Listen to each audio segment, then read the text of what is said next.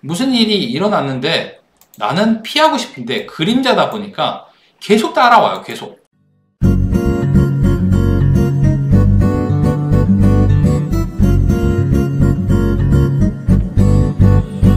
자, 이번에 이야기할 주제는 하우스 푸어의 그림자라는 주제입니다. 자, 금리 상승이 생기면서 마음 졸이는 영끌족들이 좀 많이 생겼어요. 근데 여기 보시면은 하우스 푸어랑 그림자라는 말이 좀 같이 나오거든요. 요 기사에 보면은 대부분 기사에 하우스 푸어의 그림자라는 말이 좀 많이 나와가지고 이게 좀 인상적이어서 요걸 좀 얘기를 해보려고 합니다. 요 기사 제목을 보시면은 느껴지겠지만 약간 요 그림이랑 비슷하다고 보시면 돼요.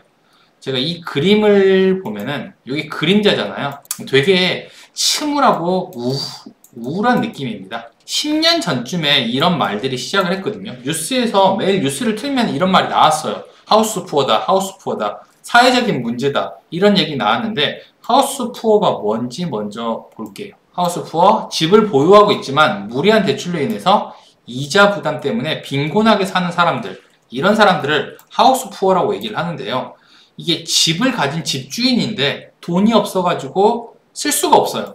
이 당시만 해도 어떤 문화가 있었냐면은 집을 가졌다라는 거는 안정적이라는 생각을 했습니다. 가끔 사업을 하거나 혹은 보증을 잘못 써서 집을 날리는 경우도 있었지만 보통은 집을 가졌다라고 하면은 그냥 부자 아니면은 중산층 이상이라는 생각을 가지고 있었어요. 근데 이게 깨지게 된 거예요. 하우스 푸어라는 말이 딱 나오면서 갑자기 깨지게 된 거예요. 집을 가졌지만 푸어하다 이런 말이 나왔거든요.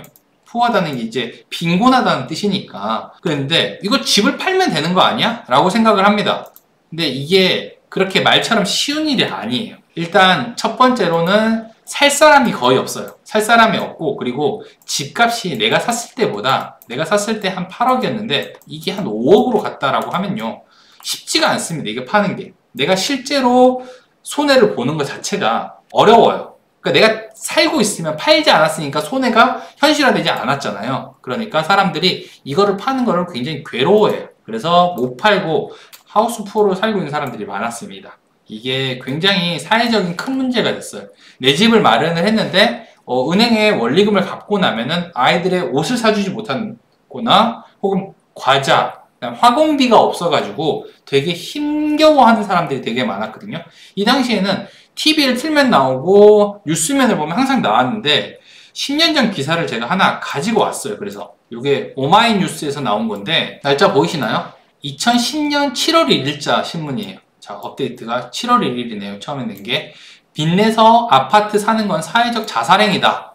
자, 이런 말들이 되게 많이 썼어요. 하우스 푸어, 공감과 반성, 이런 말이 나왔는데 요 기사 내용을 보면은 정확하게 이해할 수 있을 거예요. 제가 설명하는 것보다 이 기사 내용이 좀 더 확 와닿을 것 같아서 기사 내용을 좀 가지고 왔습니다. 금융기관을 다닌다는 트위터 사용자, 고객 중에 집이 경매에 넘어가고 아파트 가격이 떨어져서 가족에게 볼 면목이 없는 가장 한 명이 자살을 했다.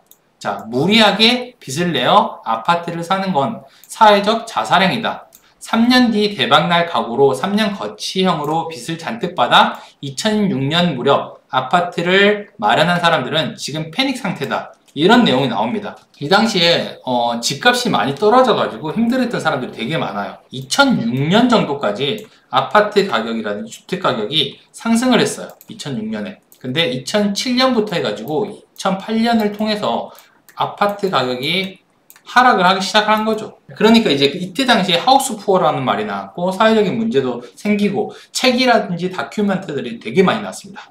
다른 기사도 한번 볼게요. 요건 좀 자세히 나왔더라고요. 자, 2006년 중반 경기도 성남 분당 신도시에 109제곱미터 아파트를 4억 대출을 포함해서 7억에 산 김아무개 씨. 반년 만에 집값이 1억이 뛴 건 좋았는데 2008년부터 집값 거품이 꺼지기 시작했다. 6억 밑으로 떨어졌다가 2009년 잠깐 반등한 뒤 다시 5억 원대로 떨어졌다. 이제는 매수세도 완전 끊긴 상태고 김 씨가 그동안 낸 이자만 1억 원인데 월급 500만 원 중에서 원금과 이자를 내면 300만 원 그리고 200만 원으로 가게를 꾸려나가야 한다. 자, 이게 현실이에요. 이게 무서운 거죠. 집을 7억에 샀습니다. 7억에 사서 8억이 됐다가 6억이 됐다가 5억이 되는 거예요. 이렇게 되면요, 내가 팔고 싶고 안 팔고 싶고를 떠나가지고 잘 못 팝니다. 그리고 매수세가 없다잖아요. 매수세가 없으면은 여기서 더 떨어진 가격으로 팔아야 된다는 얘기입니다. 이게 하우스푸어의 큰 문제예요. 팔지도 못하고 갖고 있지도 못하고 투자금이 손해를 봤잖아요. 투자금이 7억을 넣었는데 이게 5억이 됐어요. 네, 내가 넣었던 돈만 깎아진 거죠, 진짜. 근데 최근에 우리가 7월에 빅스텝을 밟았습니다. 0.5%라는 빅스텝을 밟았는데 8월이라든지 10월, 11월에 다시 한 번 더 올리겠다. 계속 3번 정도 올릴 수 있다라고 얘기를 했어요. 자, 5억을 빌렸을 때 4%의 원리금을 계산을 하면은 240만 원입니다. 240, 6%? 네, 6% 정도, 2% 정도 올랐을 때를 계산을 해보면은 300만 원 정도가 되는 거예요. 굉장히 큰 차이가 나는 거죠. 여기 7%가 되면은 여기서 또 한 30만 원 올라서 330 정도 되는 거예요. 330 정도. 자, 240에서 330이 되면 내 월급은 1년에 한 번 올라야 많이 오르는 건데 금리가 기준금리를 기준으로 하더라도 1년에 6번이 올라간 거예요. 6번. 2022년에. 그러면 감당하기가 좀 어렵죠. 매수세도 많이 없고. 그러니까 그림자라는 말이 되게 잘 어울린다라고 제가 얘기를 하는 게 뭐냐면은 얘네들이 계속 따라옵니다. 계속. 무슨 일이 일어났는데 나는 피하고 싶은데 그림자다 보니까 계속 따라와요. 계속. 이게 진짜 무서운 일이에요. 금리가 올라가면은 내가 연끌을 했다. 아니면 대출을 좀 많이 받았다라고 하면은 지금 신중하게 생각을 해봐야 됩니다. 제 인생 드라마 중에 이런 드라마가 하나 있어요. 많이들 보셨을 거예요. 제가 제일 좋아하는 드라마인데 왕자의 게임이라는 드라마가 하나 있습니다. 여기에 보면은 Winter is coming. 겨울이 오고 있다. 이게 나옵니다.